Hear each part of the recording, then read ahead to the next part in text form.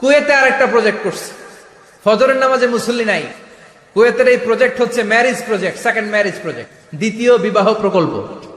কি কাজ এই প্রকল্পের? তারা ঘোষণা দিল মসজিদে ফজরের সালাতে মুসল্লি পাওয়া যায় না, তো যারা যারা ফজরের নামাজে মসজিদে আসবে না, টাইমলি আসবে না, তাদেরকে মসজিদের টাকা দিয়ে মসজিদের অর্থায়নে দ্বিতীয় বিবাহের ব্যবস্থা করে দেওয়া হবে।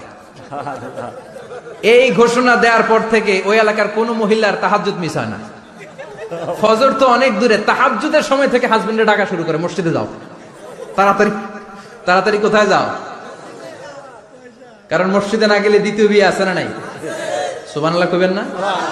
What a project, what a project, কত চমৎকার প্রজেক্ট। এই প্রজেক্ট গুলো নেওয়ার দরকার আছে না নাই? এজন্য ছোট বাচ্চাদেরকে মসজিদ থেকে তাড়িয়ে দেয়া যাবে, এদেরকেও নিয়ে যান, এরা হাসতে খেলতে